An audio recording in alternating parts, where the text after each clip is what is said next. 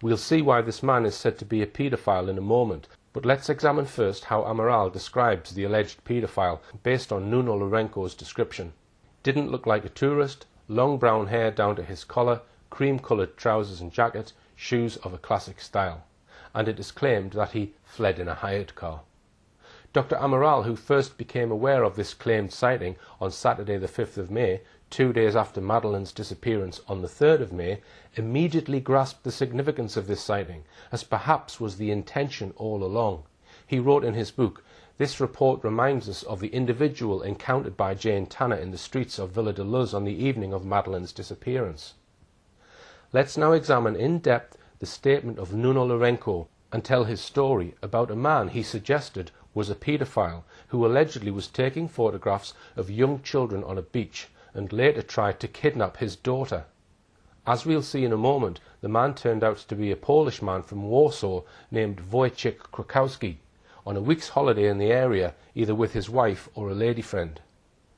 There are a number of very curious features surrounding the story. Nuno Lourenco told his police interviewer, Inspector João Carlos, that he is a Portuguese citizen who emigrated to Germany 14 years previously in 1993. Lourenco says he is the father of a girl aged nearly 4 and a boy almost 3. He says he was on holiday with his wife and children from the 22nd of April to the 13th of May, staying with his mother in Sagres. He goes on to give these details. On Sunday the 29th of April 2007, he says he had just returned his rental car and walked to the nearby Marita Beach in Sagres, arriving there about 3 p.m. It is not clear why he handed in his rental car that day. According to his statement, by that day he had only been there a week and still had 2 weeks to go on his holiday. They, his wife and 2 children, all went to the play area, he says. He continues that between 4 p.m. and 5 p.m. he noticed a man holding a small silver-coloured camera who was sneakily taking pictures of children on the beach by covertly clicking a camera held near his waist. Lourenco even tells us that he was close enough to hear the clicking of his camera. The man then, says Lourenco, went on to take 3 or 4 pictures of Lourenco's children. Lourenco then saw him take pictures of 2 more boys, aged about 9 and 5, who were close by and playing with a ball, who were from another Sagres family he already knew. In the English translation of Nuno Lourenco's statement, it states that he had begun staring at this man with a camera indignantly and aggressively, but apparently did not actually confront him.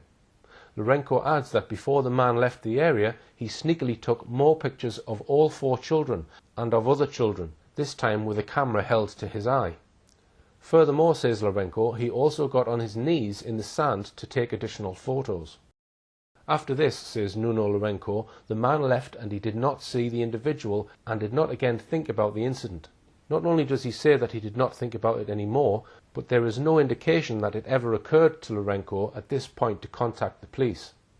Lourenco then says that at around 6 to 6:30 p.m. the same day, it got a bit colder, so they left the beach and headed towards the promenade to buy sweets at a pastry shop called Mareiros, about a quarter of a mile from the beach in Sagres. He and his family sat down, and as he was drinking coffee, he spotted the same man passing the pastry shop and heading for the edge of the promenade. He then adds that the man entered the shop but left immediately and was constantly looking at children. Lourenco continues in the English translation of his statement. As the man left the pastry shop, his 3-year-old daughter began racing around the tables as they were ready to leave. Seeing this, the man began to walk rapidly towards Lourenco's daughter as the family were leaving the shop.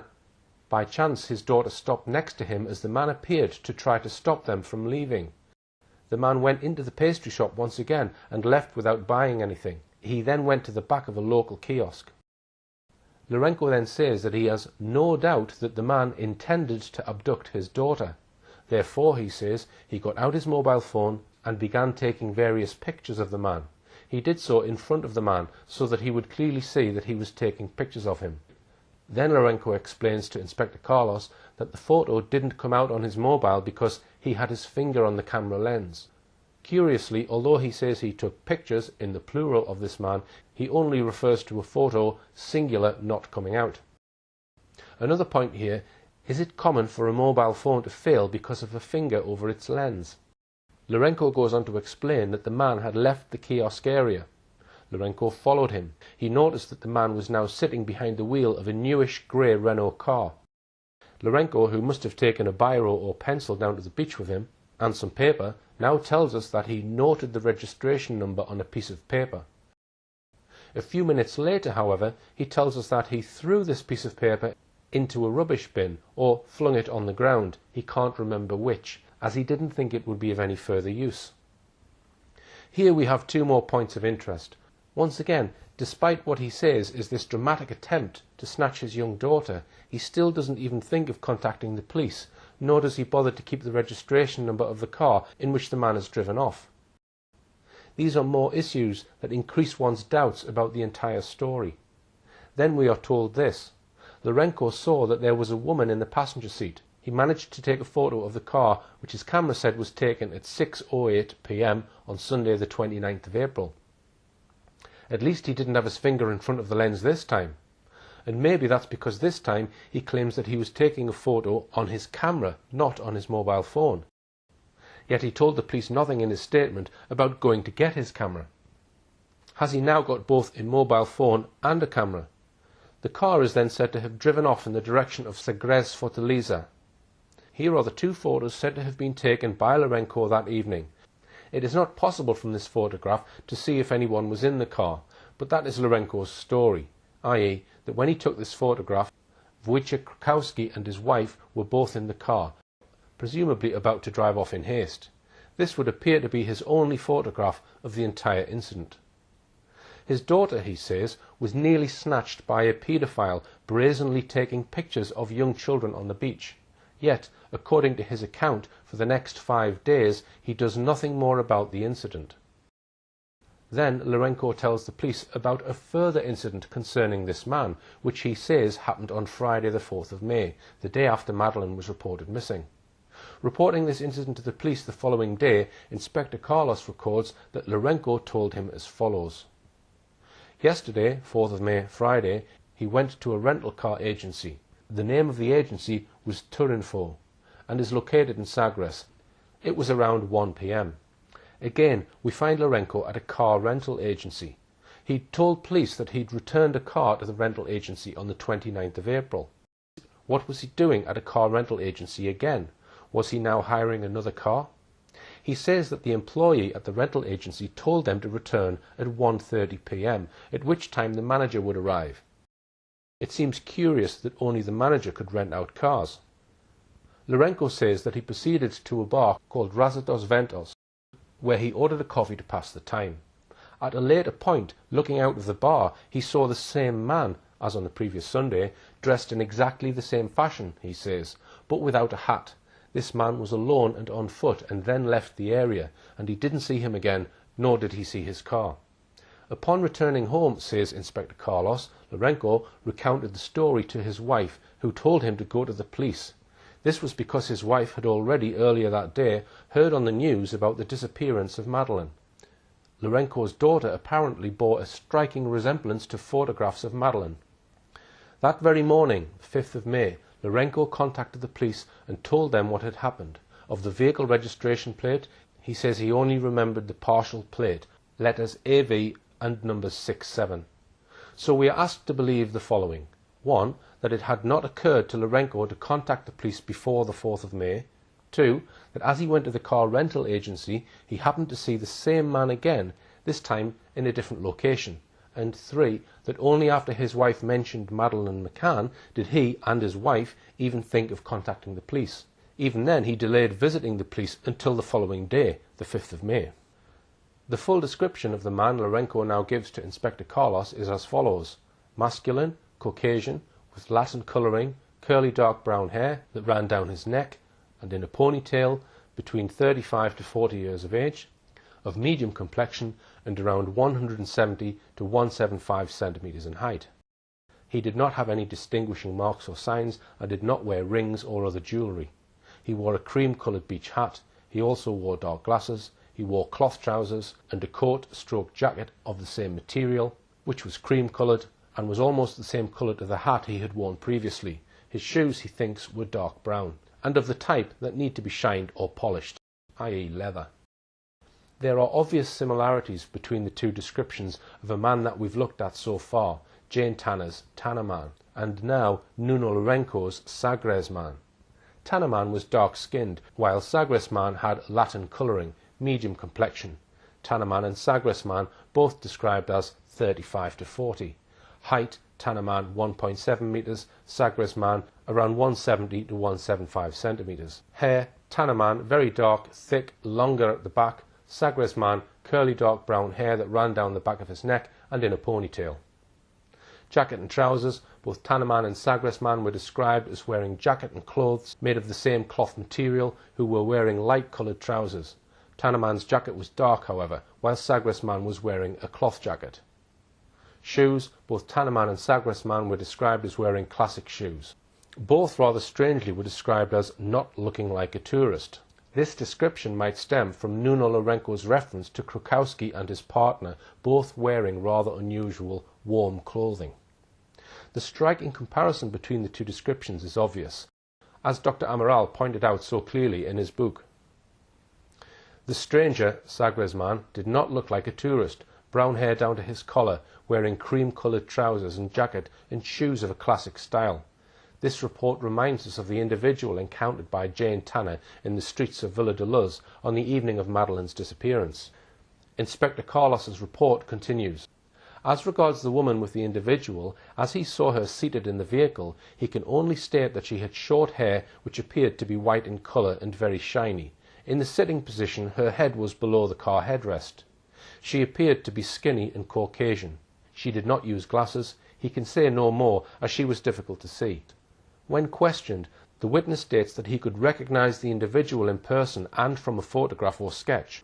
And indeed, Lourenço did eventually recognise Krukowski from a photograph shown to him by the police once they had traced him.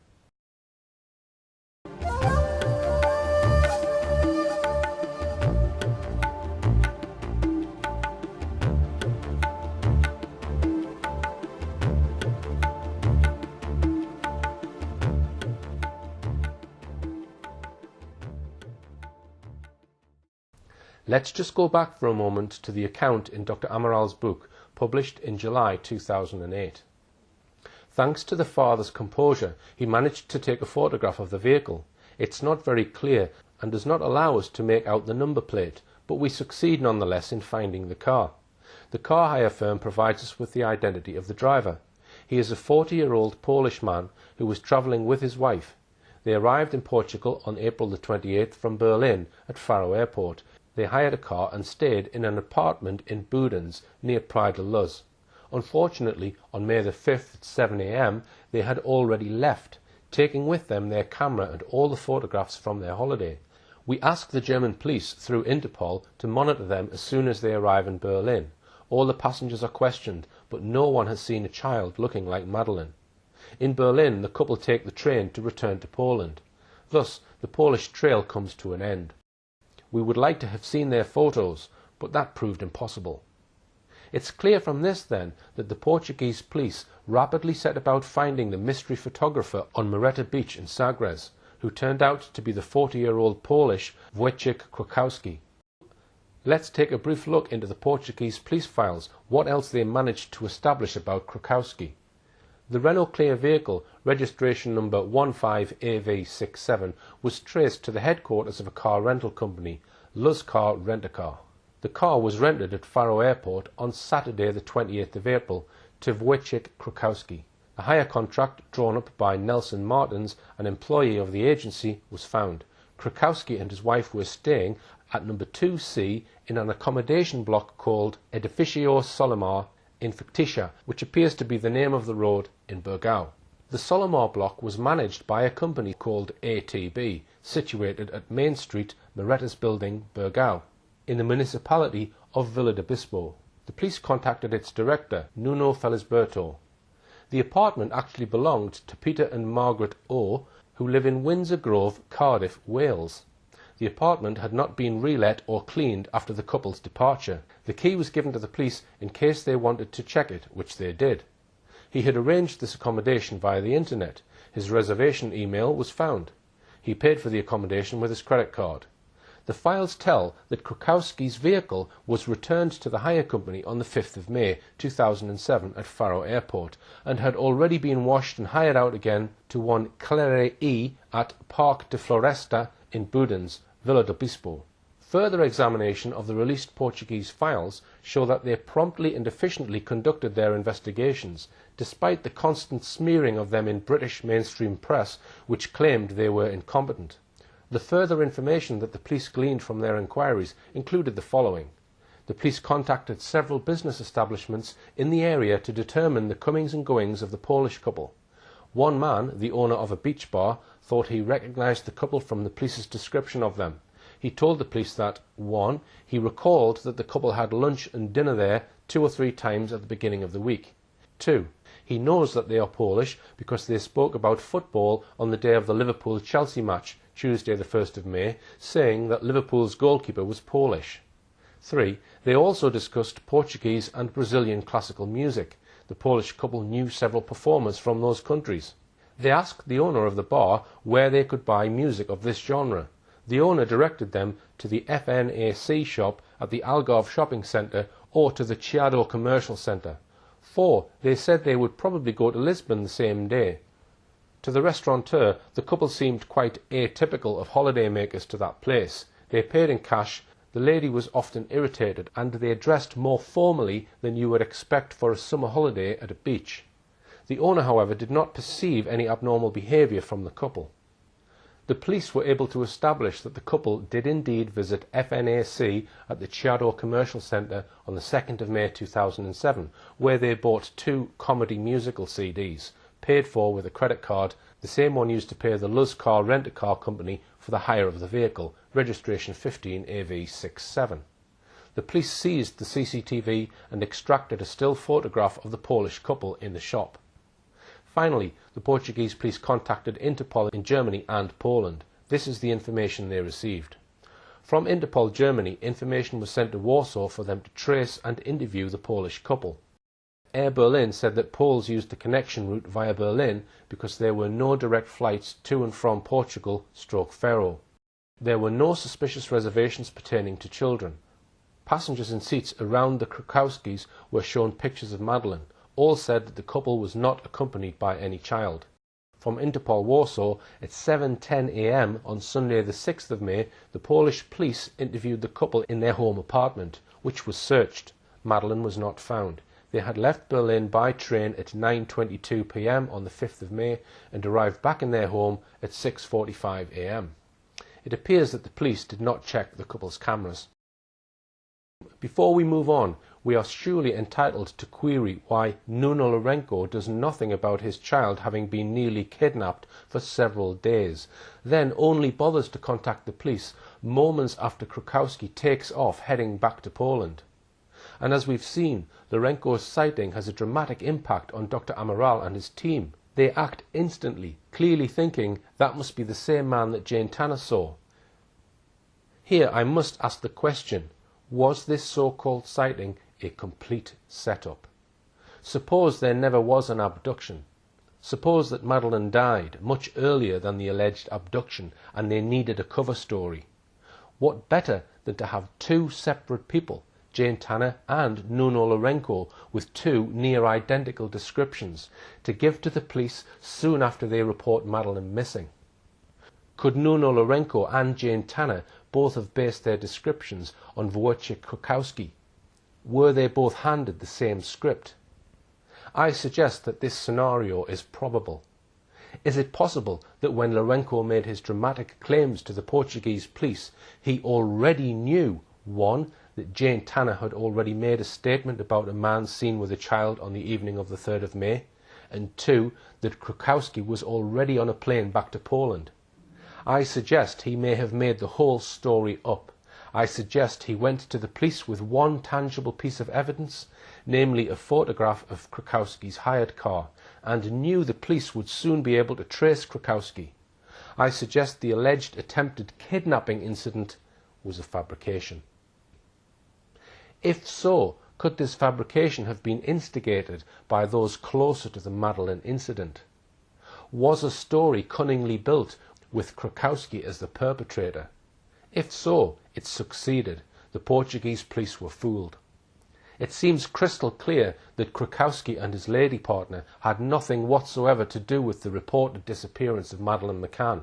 By the time the Portuguese police had heard from Interpol, presumably sometime on Sunday the 6th of May, there was absolutely no evidence that the couple were in any way connected with Madeleine's disappearance. Yet within 5 days there was a spate of well-sourced stories in the British mainstream press claiming that Sagres man was the main suspect. How did this come about? Let's now examine some of these stories about Lourenco's claims. 2 stories, one in the Daily Mail, the second in the Daily Telegraph, appeared on the 11th and 12th of May 2007 respectively.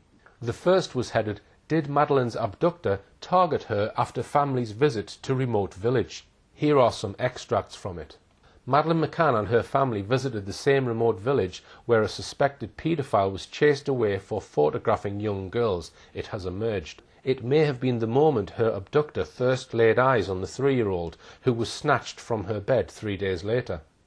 The McCann's day trip to pretty Sagres, 16 miles along the coast from Praia de Luz, coincided with reports of a balding man with a blonde woman taking sneaky pictures of youngsters.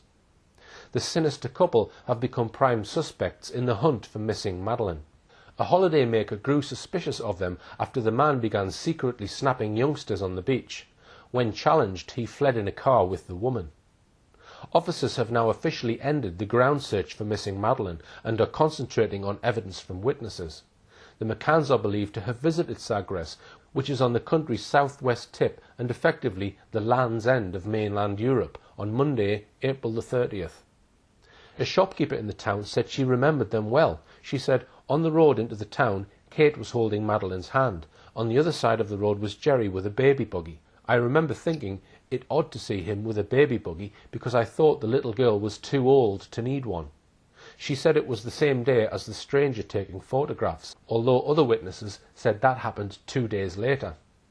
Either way, it seems possible that Madeleine's abductor was watching the beach at Sagres for some time. Holidaymaker Nuno Lourenco, who is from Sagres but now lives in Germany, was sitting at a cafe with his German wife and their 2 children when he noticed a man taking pictures of his 4-year-old blonde daughter and other children. He became so concerned at his behaviour that he took his own picture of the man, who was balding with long hair at the back, on his mobile phone. The picture is believed to have inspired Portuguese detectives to produce their infamous egg with hair photo fit of a suspect with a blank face and side-parted hair. It was also reported the police have identified 2 people caught on CCTV at a local petrol station as being a couple renting a holiday apartment in the chocolate box village of Burgau, 4 miles along the coast. A blonde woman with shoulder-length hair and a man with middle-parted hair, both about 40, ate breakfast on their terrace of the Solomar apartments, according to the Portuguese press. However, the apartment block in question was deserted and neighbours said they knew nothing about it. Let's pause there a moment and consider these elements of the story. The couple caught on CCTV at a local petrol station referred to in the article is, by the way, also Krakowski and his female. First, we note that this account differs from Dr. Gonçalo Amaral's account in his book. He writes that the photographer tried to kidnap his daughter. But in his first account of the alleged encounter in the Daily Mail of the 11th of May, we read of no such kidnap event. The report simply says that Lourenco noticed a man taking pictures of his 4-year-old blonde daughter and other children and became concerned at his behaviour. There's no mention of the claimed kidnap attempt outside the pastry shop. Amaral obviously had the advantage of seeing Lourenco's witness statement. Amaral clearly believed that Lourenco was a witness of truth. Second, we note how conveniently this story supports the early claims by the McCanns that their daughter was abducted, perhaps by a paedophile. This event, the McCanns' alleged visit to Sagres, which supposedly happened on the 30th of April, was described by the Daily Mail as possibly the moment her abductor first laid eyes on the 3-year-old who was snatched from her bed 3 days later. It was just so easy for the media and hence the public to make the connection. A man tries, so it is said, to snatch a 3-year-old blonde girl from the beach days before Madeleine is reported missing. Then the McCanns allegedly visit the same remote village of Sagres. It is claimed, in effect, that this photographer tried to snatch a 3-year-old girl on Sunday, then saw Madeline and her parents in the village on Monday, and then 3 days later abducted her. It sounds far-fetched, but that is the narrative the Daily Mail readers were invited to follow. Third point, did the McCanns actually visit Sagres on the Monday, as claimed in this article? We have the witness of the shopkeeper, who, according to Dr. Amaral, remembered the McCanns well. She said, "On the road into the town, Kate was holding Madeline's hand. On the other side of the road was Jerry with a baby buggy. I remember thinking it odd to see him with a baby buggy because I thought the little girl was too old to need one." She said it was the same day as the stranger taking photographs, although other witnesses said that happened 2 days later. If the McCanns really were in Sagres on Monday the 30th of April, one key question is, how did they get there? They told police that they did not have access to a car that week, yet Sagres is 15 or 16 miles from the village of Praia de Luz. The Daily Mail account seems pretty clear. It says Madeleine McCann and her family visited the same remote village, and to the McCanns' day trip to pretty Sagres, 15 miles along the coast from Praia de Luz. But when we read Dr. Kate McCann's account of that day, Monday the 30th of April, there is no reference whatsoever to this day trip to Sagres. Indeed, there is no mention by the McCanns of a day trip anywhere, never mind Sagres.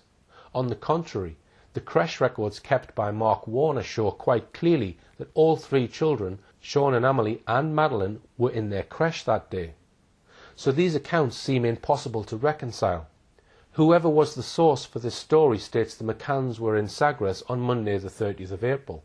A shopkeeper remembers seeing Kate, Jerry, Madeleine and a buggy in Sagres, but no twins. And there is no mention of this claimed visit in Dr. Kate McCann's detailed account of that week. So what is the truth? Did they go on a day trip to Sagres that day or not? Where did this story of the day trip to Sagres really come from? The evidence that they were there that day, or any other day, comes only from 2 British newspapers which don't disclose their sources. The evidence from the unnamed woman who claims to have seen the McCanns and Madeleine, but not the twins, is suspect. So I suggest this visit to Sagres may have never happened. All the McCanns' children were recorded in the creche register that day. Even if they did go to Sagres, creche evidence shows Madeleine was not with them, as claimed by the woman. It could have been a case of mistaken identity. And how did they get there? They didn't have a car and there was no regular bus service to and from Sagres. The claim that the McCanns were in Sagres that day seems quite unlikely. Far more likely, in my view, is whoever supplied this story to the newspapers, probably someone close to the McCann team, made up the McCanns' visit to Sagres in order to promote the emerging tale that Madeleine had been abducted by a paedophile obsessed with very young blonde girls. The paper refers vaguely to this story emerging. From where? From the police? That seems highly unlikely. Surely if the police were still interested in the Polish couple, they would be covertly asking the Polish police to make further inquiries, not placing stories in the British press. And what about the Daily Mail's reference to the sinister couple, the Krakowskis? The Mail story was on the 11th of May, yet by the 6th of May, 5 days earlier, the Portuguese police, the German police, the Polish police and Interpol had all been involved and eliminated the Krakowskis. They had nothing whatsoever to do with Madeleine's disappearance, yet the Mail, presumably briefed by a source close to the McCann team, had described them as a sinister couple. So now let's look at the Daily Telegraph version of this story, the following day. Abductors could have spied on girl for days. Police were last night investigating whether Madeleine McCann was watched by her abductors 3 days before she was snatched. Detectives have discovered that the McCann family went to the town of Sagres on the southern tip of the Algarve on April the 30th. A witness has told police that on the same day he saw a suspicious man following families and photographing children, including his daughter, a blonde girl strikingly similar to Madeleine. A witness, Nuno Lourenço, said he saw a man following his family down the beach and taking discreet photographs. He said he challenged the man, who fled with a blonde woman in a Renault Clio. This story gives another twist. This time Lourenco, or the Telegraph, is suggesting that he and the McCanns were both in Sagres on Monday the 30th of April, whereas in his statement he says that he and his family were in Sagres the previous day, Sunday the 29th. Which is it? He is also quoted as saying that the man was following his family down the beach, taking discreet photographs, and is said to have challenged the man. In his statement, however, he doesn't say that he was followed down the beach, nor did he challenge the man while they were at the beach. He says he only did so at a shop 2 hours later. The Telegraph article also proclaimed detectives have discovered that the McCann family went to the town of Sagres. As we have just seen, that claim is suspect. It seems there was precious little truth in either of these articles. So let's now conclude our look at the alleged sighting of Sagres man by examining a few more aspects of the story. We'll go back to Dr. Amaral's account of Sagres man, that is, Wojciech Krakowski. He writes in chapter 3, "We circulate a photo which we obtained thanks to a surveillance camera in a Lisbon shopping mall, amongst holidaymakers, clients and employees of Praia de Luz restaurants. Fruitlessly, nobody saw them. On the other hand, employees of the restaurant they usually went to in the Burgau Budens area remember them. The woman was usually in a bad mood, and both wore clothes totally inappropriate to the place and the time of year. The forensic police won't be able to investigate their hire vehicle, which we managed to locate, because it has already been rented out again. All that's left to us is to find the bin in which the cleaning team dumped the rubbish left in the vehicle. Analysis of the rubbish reveals nothing. Fortunately, no one else has yet occupied the apartment the couple stayed in. It's low season. We go ahead with a thorough search, looking for evidence of a child's presence, shoe prints, fingerprints or footprints. Nothing. We then gather various hair samples, doubtless coming from adults, and notice drops of blood on a kitchen unit. Nothing conclusive. It's probably from an everyday domestic accident. We know that the apartment that the couple were staying in was in Burgau Budens, known as the Solomar building. This apartment block in Burgau has interesting links to Robert Murat.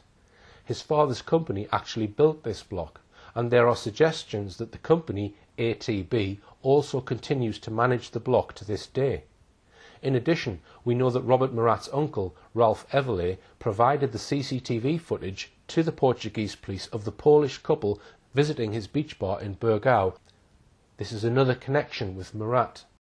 It was also at the home of Ralph Everley and his wife Sally that on the 13th of November 2007 a meeting took place between Robert Murat team, Murat, his mother, his Aunt Sally and Uncle Ralph Everley, and Murat's high-profile lawyer Francisco Pagaret, with the McCann team, the head of their private investigations, Cheshire businessman Brian Kennedy, the McCann's coordinating lawyer and Freemason Edward Smethurst. There is an interesting report in the Portuguese police files concerning DNA found at the Solomar apartment block where Krakowski was staying. Here are two extracts from this report. The first concerns Robert Murat. The haplotype identified by the letters MEM*, present in 49 samples, 35 in the Residencia Liliana, 13 in the vehicle Volkswagen, and 1 in the bathroom of the apartment in Burgau, and identical to that of Robert Murat, meaning those samples were from that person or individuals of the same maternal bloodline. The second extract I would highlight is about Jane Tanner. The report reads, "The haplotype identified by the letter S, present in 2 samples, apartment in Burgau, and identical to that of Jane Tanner, meaning those samples were from that person or individuals of the same maternal bloodline." So, what is this suggesting? I am not an expert in genetics, and I would ask the question, is this suggesting that Jane Tanner may have visited the apartment block where Wojciech Krakowski was staying? I am not saying this happened, but if it did, why might she have gone there? As we saw, the Portuguese police were first tipped off about the Polish couple on Saturday the 5th of May, but only after the Polish couple had already left Burgau for Poland. There is also a reference on the Lobster Crash record sheet that week for the daughter of tennis-playing Dr. Julian Totman for the 3rd of May, the same crash which Madeline attended. He writes on the crash sheet, Burgau Walk. It is not clear what is meant by that. Burgau was certainly near enough for someone to walk there and back in a morning or afternoon. Also of interest is that when Jerry McCann returned to Praia de Luz from his trip to Washington, he immediately drove to Vila do Bispo. Vila do Bispo is a small town about 14 miles west of Lagos and the centre of the municipality, which includes towns such as Sagres, Budens, Burgau and Moreta Beach. The whole story of Sagres Man seems could be interconnected in a mysterious way with Robert Murat, his aunt and uncle, the Everleys, and the villages of Burgau and Sagres. So how do Burgau and Sagres fit into the story of that fateful week's events? Is it possible, for example, that this Polish couple were connected to Robert Murat's then girlfriend, now wife, Michaela Walczuk, who was also of Polish origin? I'll finish my look at Sagres Man with a summary of the series of major questions about Sagres Man. Let's briefly list them. On what date did Luna Marenko see Wojciech Krakowski? Did the McCanns visit Sagres as claimed? How credible is the claim that Krakowski tried to snatch Lourenco's daughter away from him outside the pastry shop? Why didn't Nuno Lourenco contact the police immediately on his mobile about the attempted kidnap of his daughter? Why did he report these incidents only after Wojciech Krakowski was already on his way back to Poland? There is a complete lack of corroboration for this story. Where are the witness statements from anyone else on the beach who saw the man with the camera, especially the parents of the two boys, or the witness statements from the people who saw the attempted kidnap, the staff of the shop, the customers, others passing by who would have seen the man run off? I'm not aware that any exist. What about Lourenco's description of the man's actions at the pastry shop? Going through his statement, Lourenco says the man comes in, goes out straight away, then comes back in again. As far as the claim of a kidnap attempt is concerned, there is no mention of him grabbing his daughter's arm or even trying to. The word he uses to refer to this in the English translation of them were, as the man appeared to try to stop them from leaving. That is a vague description. How exactly did he appear to try to stop them from leaving? Lourenco doesn't say. There is also the matter of the third alleged encounter with this man on Friday the 4th of May. Lourenco says he went to a car rental agency, Turinfo, in Sagres. It is not stated why he went, though presumably it was about renting a car. According to his witness statement, he was visiting his mother in Sagres, arriving on the 22nd of April and leaving on the 13th of May. It is not immediately obvious why, 12 days after arriving in Portugal, he suddenly visits a car rental agency with just 9 days of his holiday left, having already hired a car earlier in the holiday. He certainly doesn't tell us why in his statement.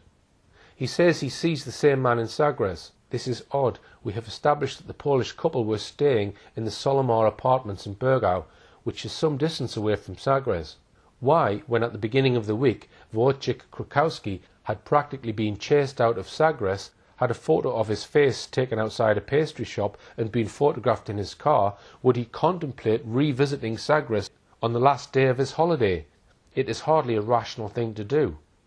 And once again, although Lourenco sees the man again, he doesn't contact the police.